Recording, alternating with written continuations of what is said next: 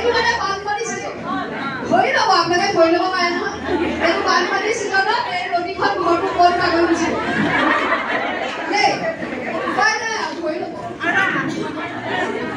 যিটো যেনেকৈ খুব ধুনীয়া হৈছে গতিকে একদম ডাঙৰকৈ এটা হাততালি দিব লাগে বৰ ধুনীয়া হৈছে এইটো 2 নম্বৰ 6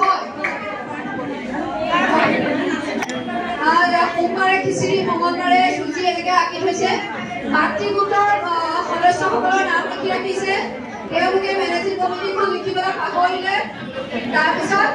মেনেজিং কমিটিখন লিখি ৰাখিব লাগে তাৰপৰা তেওঁলোকে পূব পশ্চিম উত্তৰ দক্ষিণ দিবলৈ ডাইৰেকশ্যনটো পাহৰি গ'ল সেইটো দিব লাগে মেপখন ইয়াত ৰাখি থ'ব লাগে এইখিনি কেন্দ্ৰটোত থাকিব লাগে এইকেইটা বস্তু কিন্তু এইটো কেন্দ্ৰত থাকিব মানে কৰিব সেইটো পাহৰিছে নম্বৰ 3 তেওঁলোকে কি কৰিছে তেওঁলোকে অ আ ক খ চাৰ্টখিনি বুজাবলৈ চেষ্টা কৰিছে এইটো কানুনৰ কাৰণে হৈছে লগতে সংখ্যাৰ জ্ঞান দিছে এটা খুব ধুনীয়া চিত্ৰৰ মাজেদি তেওঁলোকে এইটো আঁকিছে এইটো কিন্তু আপোনালোকে খুব ধুনীয়া কাগজৰে বনাব পাৰিব খুব ধুনীয়া টিএলএম এটা হয় এই বস্তুটো এনেকৈ কাগজৰে বনাব পাৰি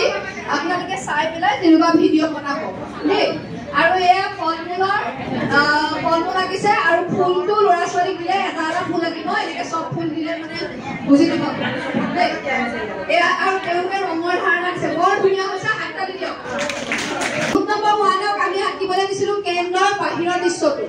গতিকে তেওঁলোকে এটা সুন্দৰ বাহিৰৰ দৃশ্য আঁকি দিছে কেন্দ্ৰটো আঁকিছে কেন্দ্ৰৰ আগফালে তেওঁলোকৰ ইয়াত ফুল আছে ফুলত পখিলাও পেলাই থৈছে তাৰপিছত অমিতা আছে বেঙেনা গছ আঁকিছে অমিতা গছ আঁকিছে পাচলি বাগিচা ধুনীয়া হৈছে আৰু গেটত ল'ৰা ছোৱালী দুটা সোমাই আহিছে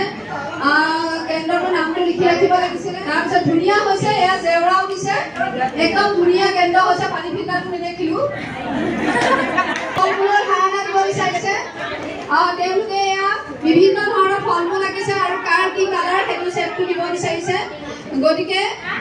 এইখন ধুনীয়া হৈছে তাৰপিছত তেওঁলোকে সৰু সূক্ষ্ম মাংস বিক্ৰীৰ বাবে আৰু তেওঁলোকে এখন নাও বনাইছে তাৰপিছত তেওঁলোকে এইটো চেপৰ ধাৰণা দিছে এইটো বহুত ভাল কাম কৰিছে আৰু ইয়াৰ লগত আপোনালোকে আৰু কেইটামান দিব পাৰে এই যে আজিকালি কি কয় এইটো এই যে হাঁহি থকা ইমোজি আপোনালোকে আঁকিব পাৰিলে এই বস্তুটোৰ লগতে আপোনালোকে ইমোজি বিলাকত খবৰ হাঁহিৰ এনেকুৱা ইমোজি আঁকিব পাৰে আৰু এটা কথা আমাক ট্ৰেইনিঙত কৈছিলে মই কৈ থৈ গ'লে আপোনালোকে যেতিয়া স্বাগতম বুলি লিখিব কেন্দ্ৰটোত তাৰ লগত ধুনীয়া হাঁহি থকা ইমোজি এটা আপোনালোকে দিব পাৰে ওয়েলকাম বুলি লিখিলে